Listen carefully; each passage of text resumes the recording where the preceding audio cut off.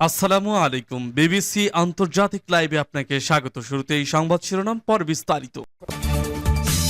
প্রথমে ইসরায়েল, ফিলিস্তিন, Iran, Hezbollah যুদ্ধ চলছে, জানিয়ে দিব আমাদের হাতে থাকা সর্বশেষ গুরুত্বপূর্ণ আপডেট। আন্তর্জাতিক সংবাদ, সিরিয়ার প্রেসিডেন্টকে সতর্ক করে যা বলেন এরদোয়ান। জানিয়ে দিব সিরিয়ার আরেক বড় শহর হামার আরো কাছাকাছি বিদ্রোহীরা। আরো জানিয়ে দিব জাতিসংঘ নিরাপত্তা পরিষদের রাশিয়া এবং আমেরিকার বাক বিকন্দটা। এবং আরো জানিয়ে দিব ন্যাটোতে ইউক্রেনের সদস্যপদ নিয়ে প্রশ্ন এড়িয়ে গেল জোটের মহাসচিব।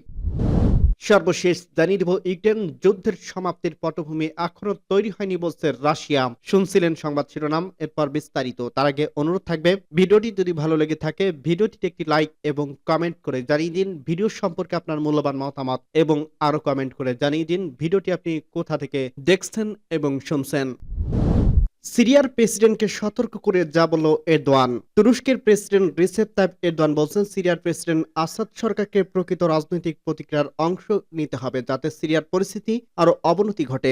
মঙ্গলবার ৩রা ডিসেম্বর ইরাকি প্রধানমন্ত্রী মোহাম্মদ শিয়া আল সুদানির সঙ্গে ফোনে কথা বলার সময় তিনি এসব কথা বলেন। খবর ডেইলি সাবার। এরদোয়ানে ইরাকি প্রধানমন্ত্রীকে জানায় তুরস্কে তার জাতীয় নিরাপত্তা এবং স্বার্থ অনুযায়ী পিকেকে সন্ত্রাসী গোষ্ঠী এবং তার শাখাগুলোকে সাম্প্রতিক পরিস্থিতির সুযোগ নেওয়ার বিরুদ্ধে পদক্ষেপ নিয়েছে এবং ভবিষ্যতেও তা অব্যাহত রাখবে। এরদোয়ান বললেন, তুরস্কের অগ্রাধিকার হচ্ছে তার সীমানার বাইরে শান্তিরক্ষা এবং সাধারণ মানুষের সুরক্ষা দেওয়া। সিরিয়ার একতা, স্থিতিশীলতা এবং আঞ্চলিক অক্ষুণ্ণতার গুরুত্ব তুলে ধরে তুরস্কের প্রেসিডেন্ট জানায় এ বিষয়ে তুরস্ক এবং ইরাক একে অপরের সঙ্গে একমত, এটি অব্যাহত থাকবে। সর্বশেষ এই পরিস্থিতি সিরিয়ার প্রেসিডেন্ট বাশার আসাদের বিরুদ্ধে বিদ্রোহীদের ব্যাপক আক্রমণের অংশ, যা গত কয়েকদিন ধরে দেশটির সবচেয়ে বড় আলেপ্পো শহরের উত্তরাঞ্চলে বড় অংশ দখল করছে। সেই সঙ্গে উত্তর পশ্চিমাঞ্চল ইদলিব প্রদেশের দক্ষিণাঞ্চলের শহর ও গ্রামগুলোর বিদ্রোহের দখল করছে। সিরিয়ার আর এক বড় শহরে হামার আরো কাছে বিদ্রোহীরা। সিরিয়ার ক্ষমতাসীন বাশার আল আসাদ সরকারের বাহিনীর বিরুদ্ধে লড়াইতো বিদ্রোহীরা গতকাল মঙ্গলবার দেশটির আরেক বড় শহর হামার কাছাকাছি পৌঁছে গেছে। বিদ্রোহীদের পক্ষ থেকে এই দাবি করা হয়েছে। এই পর্যবেক্ষক গোষ্ঠীটি প্রতি সমর্থন জানিয়েছে। প্রেসিডেন্ট বাশার আল আসাদকে কাঁপিয়ে দিতে গত সপ্তাহে হঠাৎ আলেপ্পো দখল করে নেয় সিরিয়ার বিদ্রোহীরা। বিদ্রোহী পক্ষ ও সিরিয়ার অবজারভেটরি ফর হিউম্যান রাইটস বলছে, বিদ্রোহী যোদ্ধারা হামা নগরী থেকে কয়েক মাইল উত্তরে কয়েকটি গ্রাম দখল করে নিয়েছে। মার্শ শাহুর গ্রামে তাদের দখলে চলে গেছে। সিরিয়ার রাষ্ট্রীয় সংবাদ মাধ্যম ওই এলাকায় নতুন করে সেনা পাঠানোর খবর দিয়েছে। হামায় বিদ্রোহীদের হামলায় সিরিয়ার প্রেসিডেন্ট বাশার আল আসাদের ওপর চাপ আরো বাড়ানো হতে পারে। ২০১১ সালের সিরিয়ার গৃহযুদ্ধের শুরুর পর থেকে হামাস সরকারি বাহিনীর দখলে আছে। ইরানের পররাষ্ট্রমন্ত্রী আব্বাস আরাকচি আরবি ভাষায় দেওয়া এক সাক্ষাৎকারে বলেন, দামেস্কে চাইলে তেহরান সিরিয়ার সেনা পাঠানোর বিষয়টি বিবেচনা করবে। রাশিয়ার প্রেসিডেন্ট ভ্লাদিমির পুতিন সিরিয়ার সন্ত্রাসীদের আগ্রাসন বন্ধ করার তাগিদ দিয়েছে বলে খবর প্রকাশ করছে দেশটির সংবাদ সংস্থা আরআইএ। ইরাকের প্রধানমন্ত্রী শিয়া আল সুদানি বলেন, বাগদাদ সিরিয়ার শুধু একজন নীরব দর্শক হয়ে থাকবে না, তিনি বিদ্রোহীদের পূর্ণ জাগরণের জন্য সিরিয়া সরকারের উপর ইসরায়েলি বাহিনীর হামলাকে দায়ী করছে। গত সপ্তাহে বিদ্রোহীরা সিরিয়ার বৃহৎ নগরী আলেপ্পো দখল করে। গৃহযুদ্ধ বন্ধ হওয়ার কয়েক বছরের মধ্যে এটাই সিরিয়ার বিদ্রোহীদের সবচেয়ে বড় হামলা। ২০১১ সালে সিরিয়ার গৃহযুদ্ধ শুরু হয়। কয়েক বছরের রক্তক্ষয়ী লড়াই চলার পর মিত্র দেশ রাশিয়া, ইরান এবং ওই অঞ্চলের কয়েকটি শিয়া মিলিশিয়া দলের সহায়তা প্রেসিডেন্ট আসাদ বিদ্রোহীদের হটিয়ে সিরিয়ার বেশিরভাগ এলাকা দখল আবার নিজের হাতে নেন। তারপর ২০২০ সাল থেকে দেশটির যুদ্ধ বন্ধ ছিল। এখন রাশিয়া ইউক্রেন যুদ্ধ করছে। অন্যদিকে ৩ মাস ধরে লেবাননে ইসরায়েলের হামলায় হিজবুল্লাহর নেতৃত্ব ধ্বংস করছে। ইরানের সমর্থন পৃষ্ঠ এই সশস্ত্র গোষ্ঠী সিরিয়ার যুদ্ধ করেছিল। এবার লড়াইয়ে আসাদ বাহিনীকে সমর্থন করতে ইরানের মদতপৃষ্ট কয়েকশো ইরানি মিলিশিয়ার যোদ্ধা সিরিয়ায় প্রবেশ করছে। গত সোমবার তারা সিরিয়ার প্রবেশ করে বলে ইরাকি ও সিরিয়ার কয়েকটি সূত্র জানিয়েছে, কিন্তু হিজবুল্লাহ এবার যুদ্ধ পাঠানোর পরিকল্পনা নেই। সিরিয়ার বিদ্রোহীদের একটি সূত্র বলছে, আমরা বাইরে তাদের লড়াই চলছে, এখন ইরান সমর্থিত মিলিশিয়ার যোদ্ধারা লড়াইয়ের ময়দানে আছেন। গত কয়েকদিনে রাশিয়া এবং সিরিয়ার সরকারি বাহিনী বিদ্রোহীদের উপর বিমান হামলার জোরদার করছে। উভয় পক্ষ থেকে এ খবর দেওয়া হয়েছে। উদ্ধার কর্মীরা আলেপ্পোয় ইদলিবে হাসপাতালে প্রাণঘাতী হামলার কথা জানিয়েছে। জাতিসংঘ নিরাপত্তা পরিষদের রাশিয়া ও আমেরিকার বাক বিকন্দটা। জাতিসংঘ নিরাপত্তা পরিষদে আমেরিকা এবং রাশিয়ার প্রতিনিধিদের মধ্যে সিরিয়ার প্রশ্নে উত্তপ্ত বাক্য বিনিময় হয়েছে। গতকাল মঙ্গলবার নিরাপত্তা পরিষদের সিরিয়ার ইস্যুতে ডাকা জরুরি বৈঠকে এক বাক বিকন্দটা হয়। সম্প্রতি বিদেশি মতপৃষ্ট সন্ত্রাসী গোষ্ঠীগুলো আরব সিরিয়ার বর্বর তাণ্ডব চালানো শুরু করছে এবং উত্তর পশ্চিমাঞ্চলে কিছু এলাকা তারা নিজেদের নিয়ন্ত্রণ নিয়েছে। এ নিয়ে সিরিয়ার অনুরোধ গতকাল জাতিসংঘ নিরাপত্তা পরিষদের জরুরি বৈঠকে অনুষ্ঠিত হয়। বৈঠকে ডাকার প্রতি রাশিয়া, চীন এবং আলজেরিয়া সমর্থন দিয়েছে।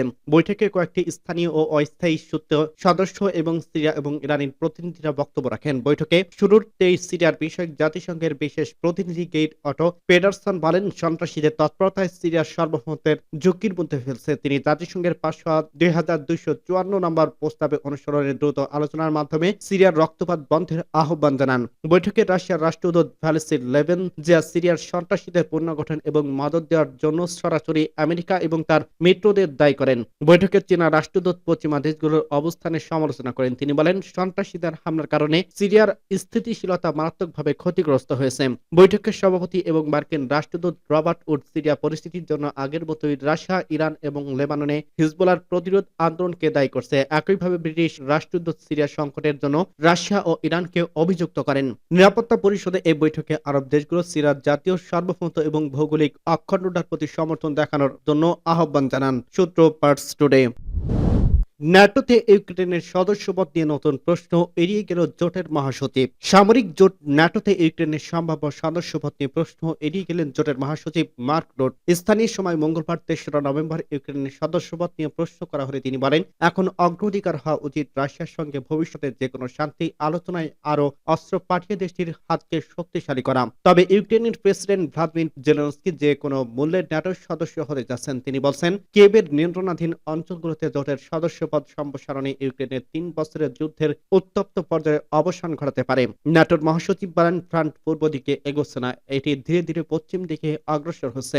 মার্ক রুট বলেন, আমাদের নিশ্চিত করতে হবে যে ইউক্রেন শক্তিশালী অবস্থানে থাকবে। শান্তি আলোচনা শুরু করার ক্ষেত্রে ইউক্রেনীয় সরকারকে পরবর্তী পদক্ষেপের বিষয়ে সিদ্ধান্ত নিতে হবে। কিভাবে তা পরিচালনা করা হবে তা সিদ্ধান্ত নিতে হবে।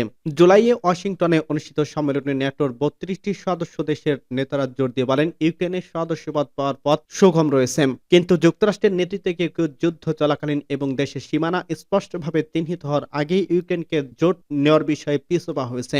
ইউক্রেনে যোগ দিতে হলে ৩২টি দেশকে সর্বসম্মতিক্রমে একমত হতে হবে। ৩০ বছর আগে হাঙ্গেরির রাজধানী সই করা এই চুক্তির আওতায় রাশিয়া, যুক্তরাষ্ট্র এবং যুক্তরাজ্যের কাছ থেকে নিরাপত্তার নিশ্চয়তার বিনিময়ে সোভিয়েতের আমলে পারমাণবিক অস্ত্র ত্যাগ করতে রাজি হয়েছিল ইউক্রেন। সেই সময় হিসেবে যা ছিল বিশ্বের ৩য় বৃহত্তম পারমাণবিক অস্ত্রের সমান। ইউক্রেনের পররাষ্ট্র মন্ত্রণালয় একটি দৃঢ় বিবৃতি জারি করে বুদাপেস্ট চুক্তিকে কৌশলগত নিরাপত্তার সিদ্ধান্ত গ্রহণের অদূরদর্শিত সড়ক বলে অভিহিত করা হয়েছে। এতে বলা হয়েছে, আমরা নিশ্চিত যে ইউক্রেনের নিরাপত্তা একমাত্র আসল গ্যারান্টি এবং রাশিয়ার আগ্রাসন প্রতিরোধের একমাত্র উপায় হল ন্যাটোতে ইউক্রেনের পূর্ণ সদস্যপদ। ব্রাসেলসের ন্যাটোর সদর দপ্তরে ইউক্রেনের পররাষ্ট্রমন্ত্রী আন্দ্রি সিহাভি সাংবাদিকদের বুদাপেস্টের নথির একটি কপি দেখান। তিনি বলেন, এই নথি এই কাগজে ইউক্রেনীয় নিরাপত্তা এবং ট্রান্স আর্টিলারি নিরাপত্তা সুরক্ষিত করতে ব্যর্থ হয়েছে। তাই এ ধরনের ভুলের পুনরাবৃত্তি থেকে বিরত থাকতে হবে।